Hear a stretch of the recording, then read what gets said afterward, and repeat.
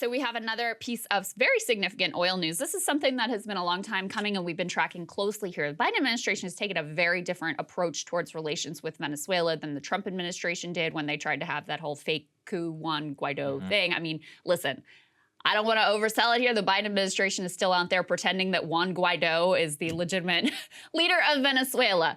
But we do now have a deal in terms of Chevron being able to pump oil in Venezuela. Let's go ahead and put this up on the screen. U.S. gives Chevron the go-ahead to pump oil in Venezuela. Again, the Treasury Department on Saturday said they would allow them to resume pumping oil from Venezuela's oil fields.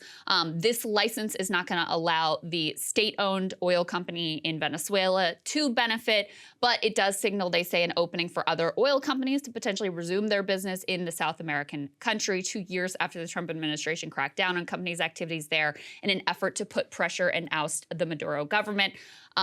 They came to a deal here to basically require the Maduro government is negotiating now with the opposition. There are some negotiations over humanitarianism. You also have, so they returned to political negotiations in Mexico. Those have been suspended for more than a year. They signed a rare humanitarian agreement that seeks to free up Venezuelan funds that were frozen abroad for health infrastructure and education. And that is around estimated to be around $3 billion, and that's going to be administered by the UN. So, you know, the Biden administration, reportedly Ron Klain in particular, chief of staff, became sort of obsessed with gas prices and what they meant in terms of politics. That's why you had all these big releases from the Strategic Petroleum Reserve, this ongoing attempt to try to come to some deal with Venezuela where you could start getting oil flowing there again to increase overall global production. And that is now bearing fruit here. Yeah, it's interesting. Let's go put the next one up there on the screen because the oil market's actually changing pretty significantly. Right now, we're actually looking like we're going to have decent supply, and there is, unfortunately, weakened demand. Some of that weakened demand comes from just like winter and less usage. A lot of it comes from zero COVID. Yeah, a lot of it comes from recession fears. So it's not always a good thing whenever demand for oil goes down. But whenever you have more supply and a little bit less demand, then you're seeing more equalizing in the range of price. As long as China especially remains committed to zero COVID, you're not going to see as high gas as if their economy was open. I really actually can't imagine what the midterms might have looked like without zero COVID. We really could have had gas more than $1 more per gallon across the country, which really could have impacted things on a major level. More so, you know, everyone talks about the strategic reserve. The global market is so much more important than that. Definitely.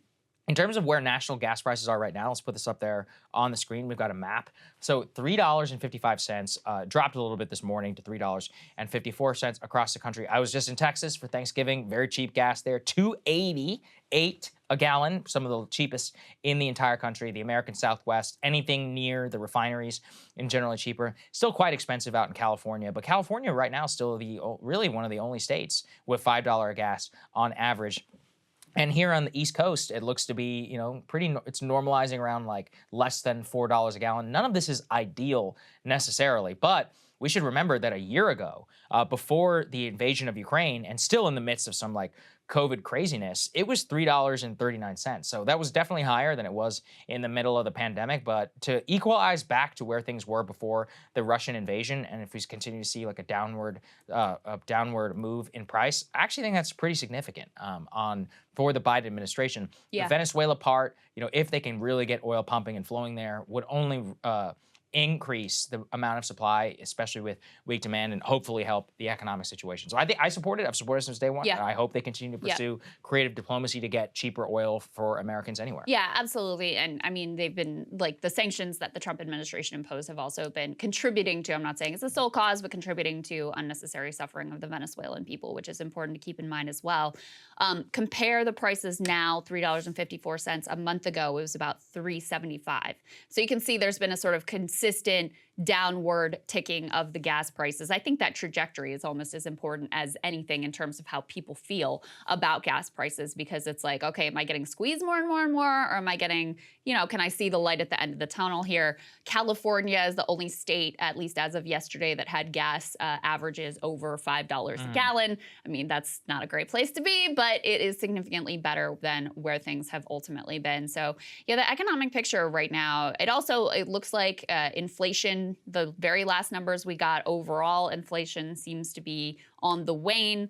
Potentially, the Federal Reserve will take note of that, and maybe they will stop hiking interest rates to the extent that they have. There's still going to be a lot of pain over the Christmas holiday season, as people's wages have really been cut into by inflation, as prices and food prices and shelter costs and housing costs in general continue to go up and rise. So there's going to be a real squeeze on people, and also the end of the pandemic era programs that really helped support people and give them a tiny bit of cushion. There are so many numbers that show that bank accounts, especially of the poorest percentage of Americans, have really been sort of bled dry. But at least the Venezuela thing seems like a little bit of good news. How much will it affect oil prices and ultimately gas prices at the pump? Anyone's guess. But Absolutely. hey guys, ready or not, 2024 is fully upon us now, and Saagar and I have been brainstorming ways that we can really up our game for this critical election. Yeah, we rely on our premium subs to expand our coverage, to add staff, to upgrade the studio. We just want to give you the best independent coverage of this election, which is possible. So if you can help us out, become a premium subscriber today, breakingpoints.com, or the link is down here in the description video. It really means the world to us, and if you like what we're all about, this is the best possible way to keep us 100% independent, working only for you.